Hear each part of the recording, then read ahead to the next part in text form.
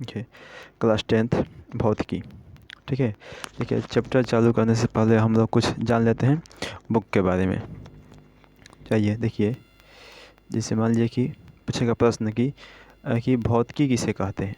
ठीक है, लिखेंगे कि ऊर्जा तथा द्रव्य के बीच आपसी संबंध का अध्ययन भौतिकी कहलाता है।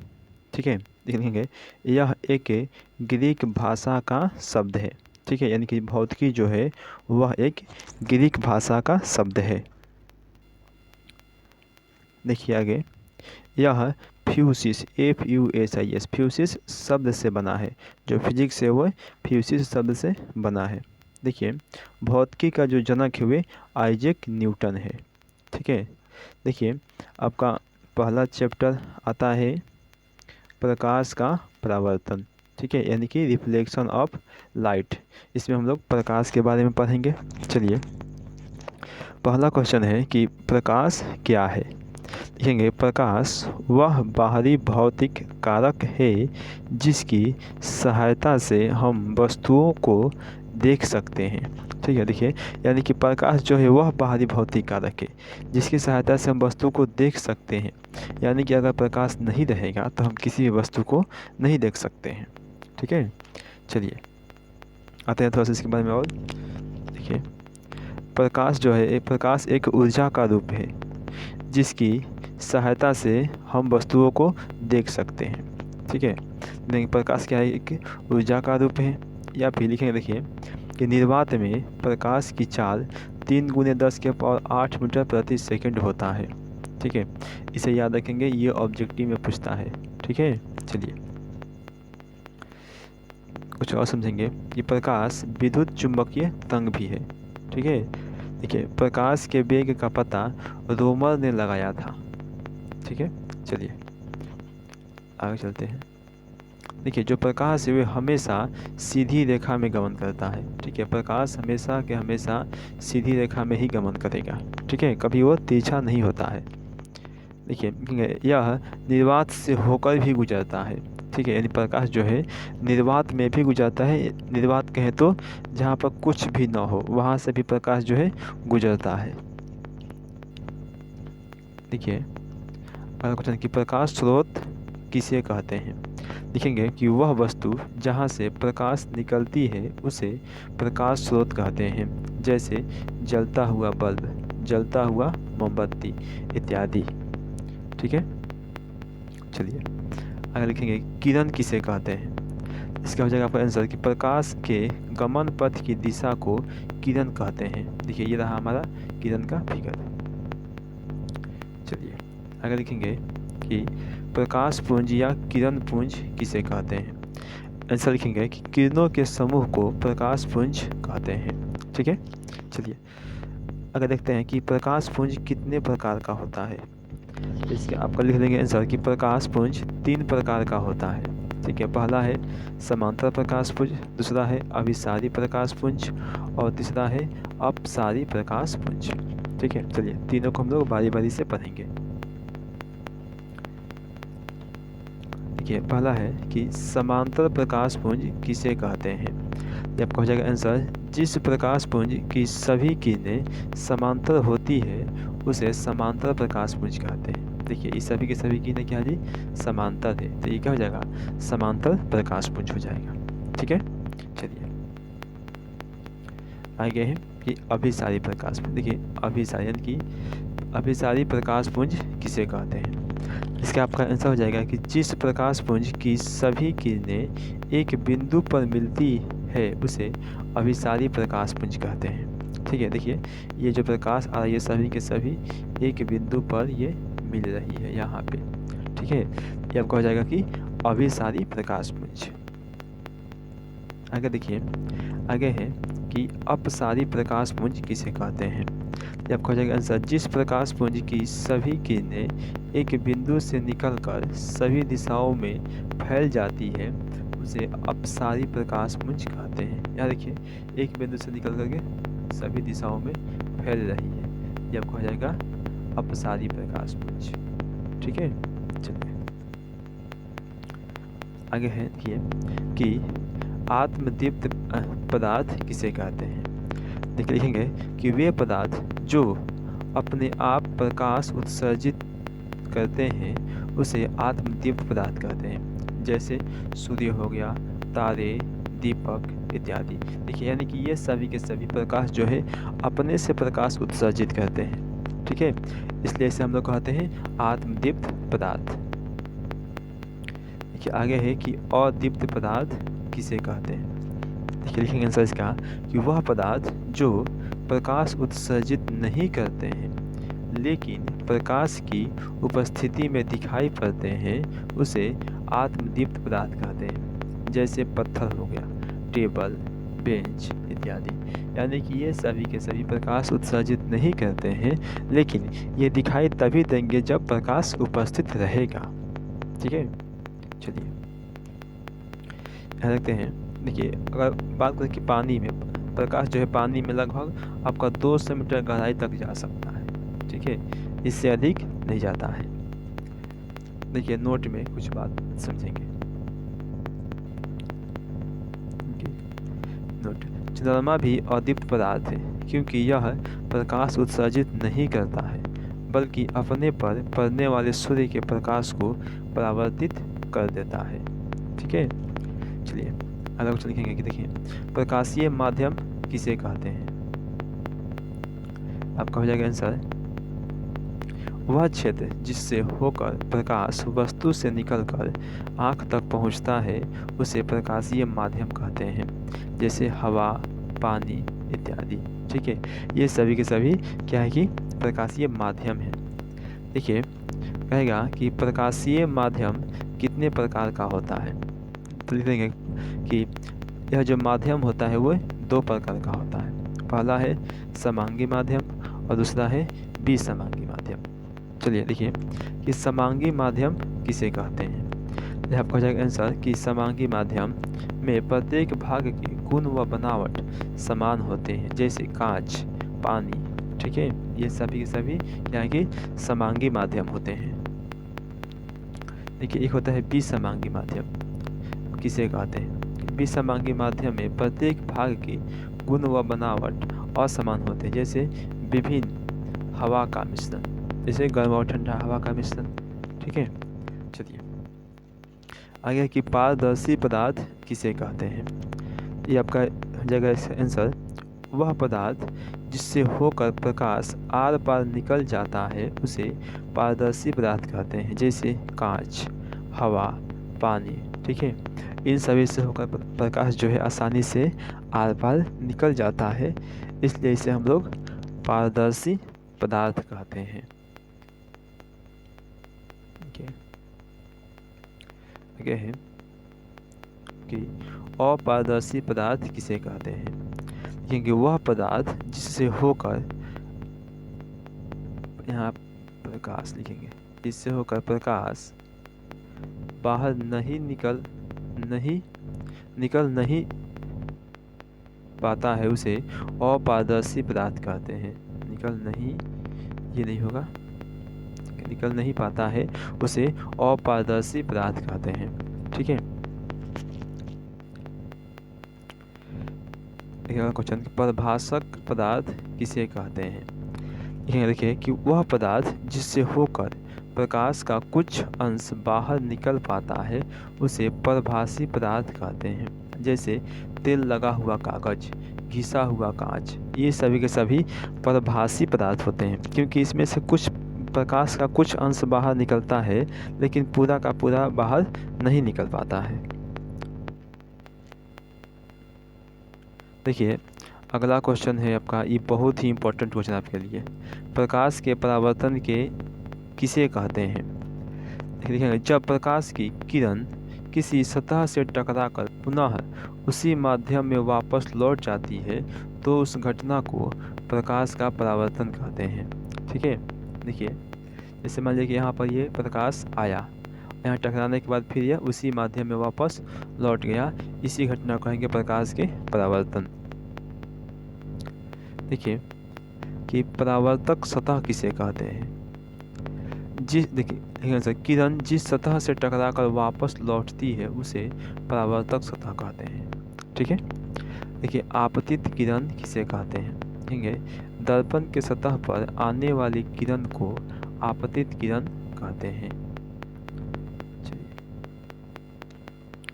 अगला है परावर्तित किरण किसे कहते हैं। लिखेंगे आंसर कि वह किरण जो दर्पण के परावर्तक सतह से टकराकर वापस लौट जाती है उसे परावर्तित किरण कहते हैं।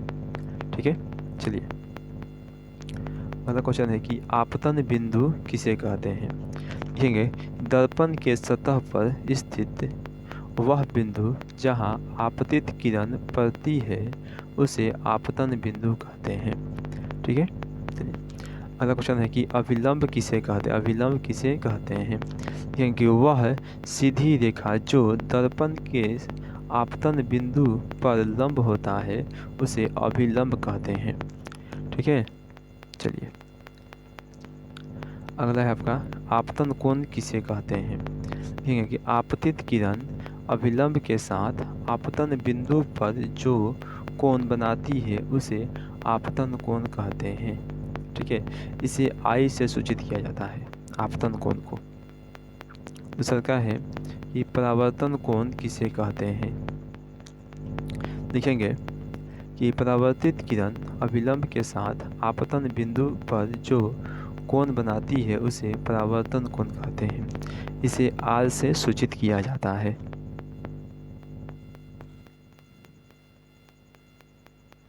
देखिए अगला क्वेश्चन है कि प्रकाश के परावर्तन के नियम को लिखें। ठीक है, कि प्रकाश के परावर्तन के दो नियम हैं। पहला है आपतित किरण, परावर्तित किरण तथा आपतन बिंदु पर डाला गया अभिलंब तीनों एक ही तल में होता है। ठीक है, दूसरा है आपतन कोण परावर्तन कोण के बराबर होता है, यानी कोण आई बराबर कोण आर।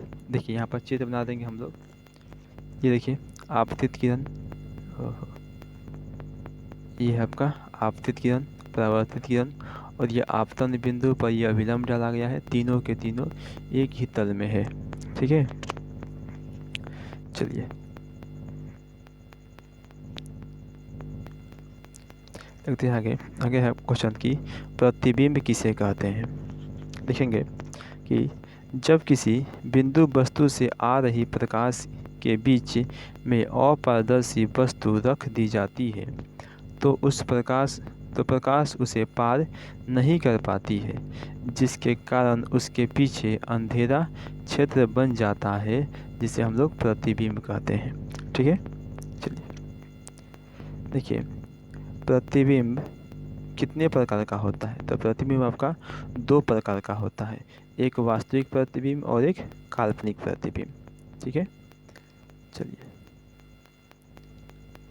अगर लिखेंगे कि वास्तविक प्रतिबिंब किसे कहते हैं। देखिए जब किसी बिंदु वस्तु से आ रही प्रकाश की किरणें अपवर्तन या परावर्तन के पश्चात जिस बिंदु पर मिलती है उसे वास्तविक प्रतिबिंब कहते हैं। ठीक है, यह जो है किरणों के वास्तविक कटान से बनता है, जो वास्तविक प्रतिबिंब है। और देखिए यह प्रतिबिंब हमेशा उल्टा बनता है, यह दर्पण के सामने बनता है। इस प्रतिबिंब को पर्दे पर उतारा जा सकता है। ठीक है, आगे देखिए कि काल्पनिक प्रतिबिंब किसे कहते हैं। देखिए जब किसी बिंदु वस्तु से आ रही प्रकाश की किरणें परावर्तन या अपवर्तन के बाद जिस बिंदु पर मिलती हुई प्रतीत होती है उसे काल्पनिक प्रतिबिंब कहते हैं। यह किरणों के काल्पनिक कटान से बनता है। ठीक है, देखिए यह प्रतिबिंब हमेशा सीधा बनता है, यह दर्पण के पीछे बनता है, इसे पर्दे पर नहीं उतारा जा सकता है।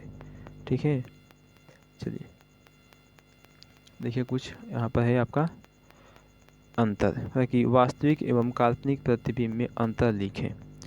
ये हो जाएगा वास्तविक और ये काल्पनिक हो जाएगा। देखिए वास्तविक में यह किरणों के वास्तविक कटान से बनता है और यह किरणों के काल्पनिक कटान से बनता है। यह हमेशा उल्टा बनता है, यह हमेशा सीधा बनता है। इसे पर्दे पर उतारा जा सकता है, इसे पर्दे पर नहीं उतारा जा सकता है।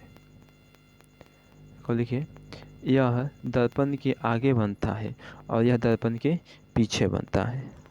ठीक है, बस यही अंतर है। देखिएगा कि विपरिवर्तन किसे कहते हैं।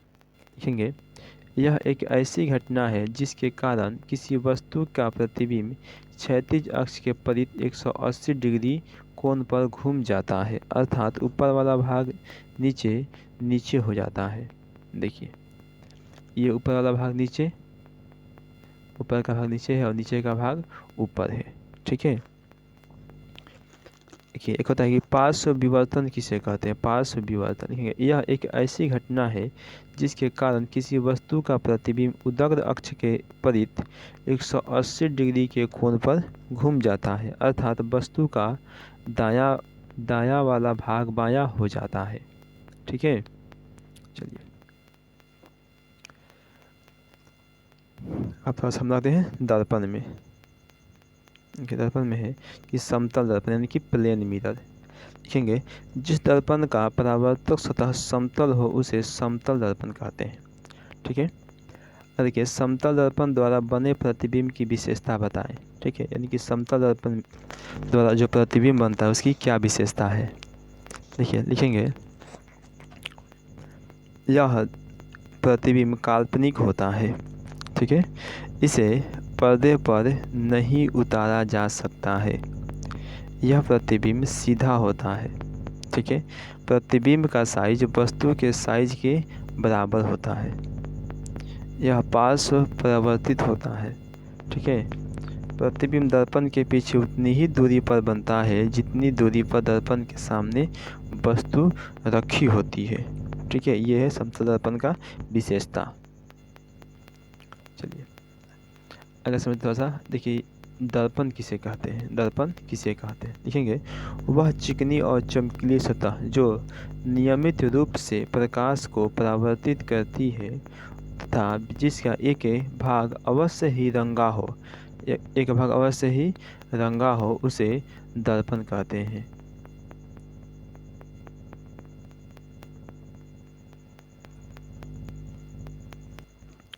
देखिए थोड़ा सा मिस्टेक हो गया था। चलिए आगे है कि दर्पण कितने प्रकार का होता है। क्योंकि दर्पण 3 प्रकार का होता है।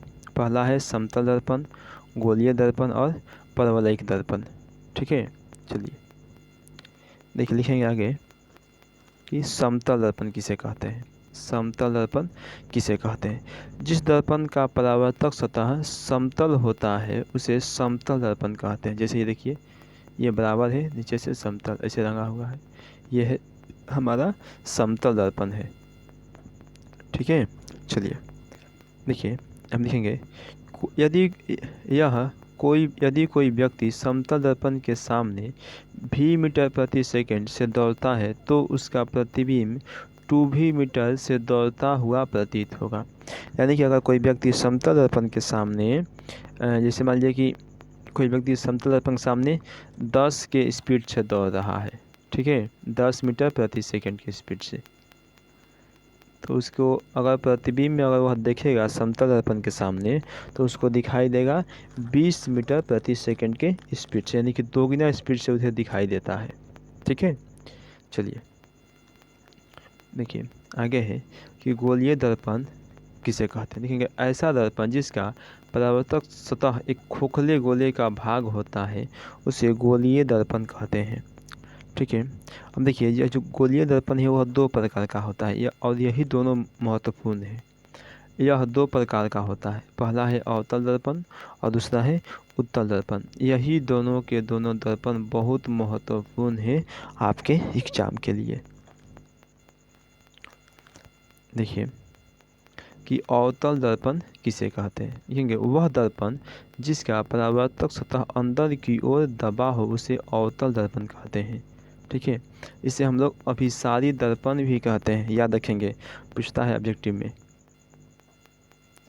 देखिए ये रहा हमारा आपका ये अवतल दर्पण का चित्र है, ये आपका। ठीक है, ये चित्र है, इसे बना लीजिएगा आप लोग। आगे देखते हैं कि उत्तल दर्पण किसे कहते हैं? लिखेंगे वह दर्पण जिसका परावर्तक सतह बाहर की ओर उठा हो उसे उत्तल दर्पण कहते हैं। ठीक है, और इसका नाम है एक और, जिसे अपसारी दर्पण भी कहते हैं। यह देखिए इसका चित्र है यहाँ पर। चलिए आते हैं, देखिए गोलीय दर्पण से संबंधित कुछ महत्वपूर्ण परिभाषा। चलिए अब यहीं पर रहने देते हैं, इसके आगे आपको लोगों को अगले वीडियो में बताएंगे। ठीक है, चलिए अगर आपको अच्छा लगा हो मेरा वीडियो तो प्लीज़ चैनल को आप लोग सब्सक्राइब कर दीजिएगा। ठीक है, ताकि आपको हर वीडियो समय से मिल सके। चलिए तब तक के लिए धन्यवाद।